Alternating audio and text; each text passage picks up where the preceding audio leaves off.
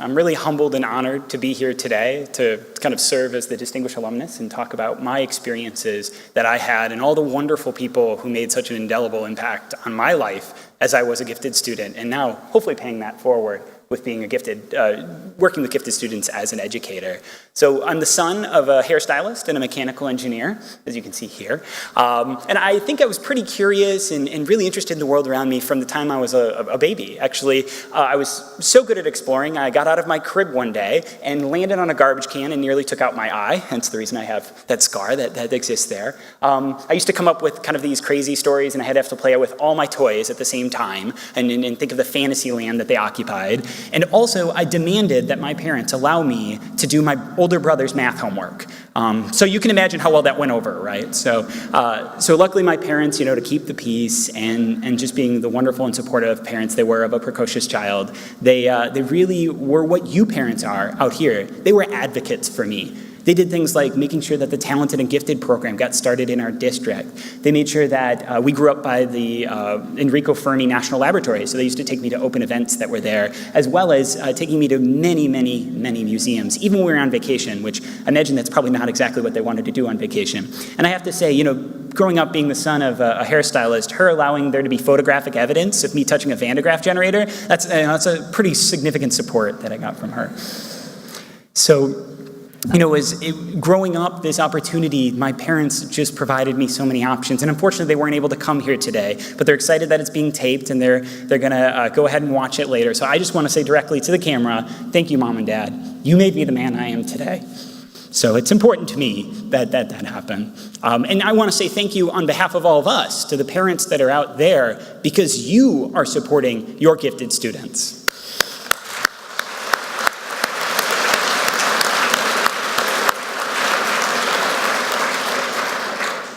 So as I grew older, I started to understand there were so many other people that were playing a strong role in my ability to accelerate my education. From family friends, a woman named Marilyn, who taught me when I asked her, she asked me what I wanted to be when I grew up, and I said I wanted to design drugs. And she said, that's a pharmacologist, it's not a pharmacist. And so I got to spend the next decade of my life explaining to adults that I was not going to be working at Walgreens, that I was going to be doing the research, I was going to be in the lab doing cool things.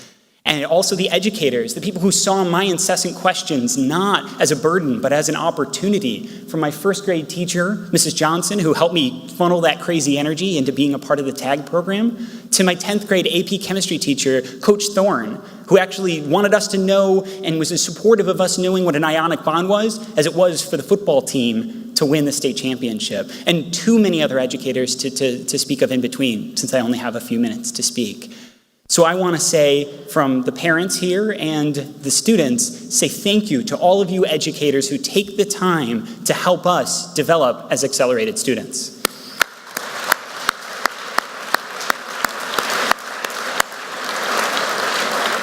Now, lucky enough, I had a great support network of adults, but I really struggled with my peers, from being bullied in middle school to feeling incredibly isolated as a high school student.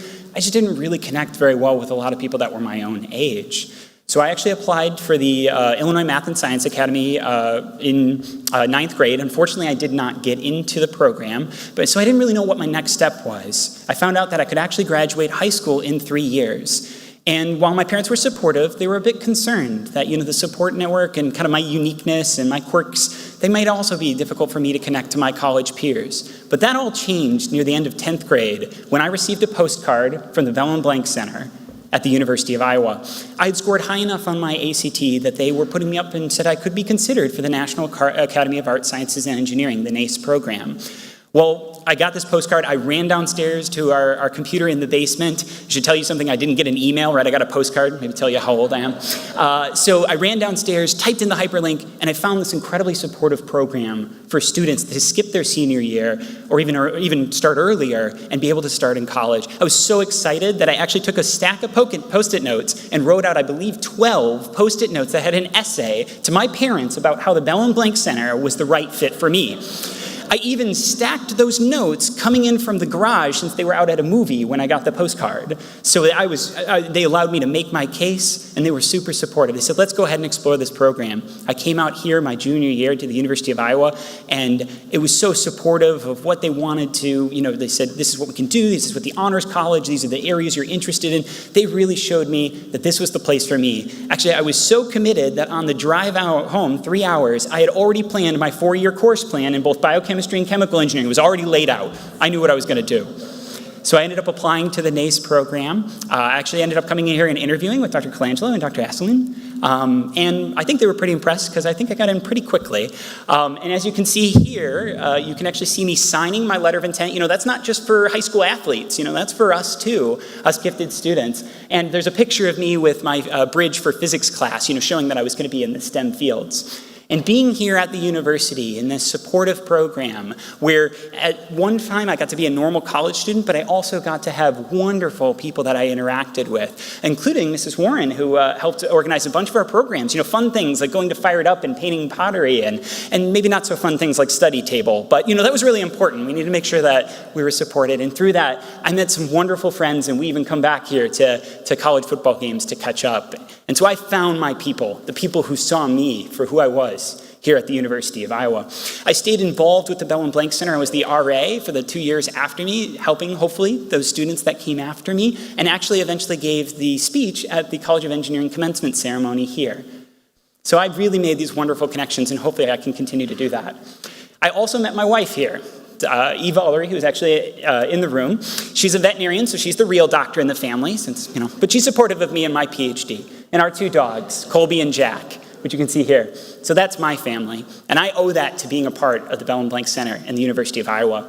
Now, as was mentioned, I'm a professor of chemical engineering at the University of Missouri, and there I get to teach senior design students who I think they like me. They kind of created a nice whiteboard portrait of me, so hopefully that's a good sign of support, as well as my research group, which you can see here. We do great work in the lab, but we also like to have a fun time, ugly sweater party around the holidays. But I am so lucky with the support that I got. So I would like us to thank the Belin-Blank Center for all the wonderful programs they put on for us.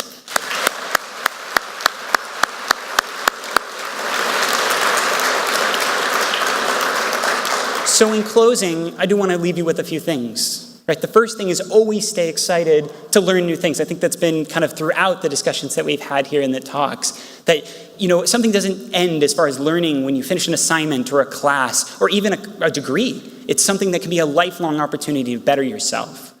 Also, it's okay and maybe sometimes even good to be a bit different. I know sometimes it can be a struggle as an accelerated student connecting to other students around you, but you got to find those people that see you for you. Additionally, find that team of mentors, those educators, those informal people who will help you become the people you want to be. And when you become old enough, maybe you become a professor or a teacher or a scientist or an artist or whatever it may be, then at that time, pay it forward, don't pay it back. Become a mentor to those people who come after you. So in closing, honorees, we are so, so proud of you. I think I can speak for everybody. And we know you're going to do great things. So congratulations.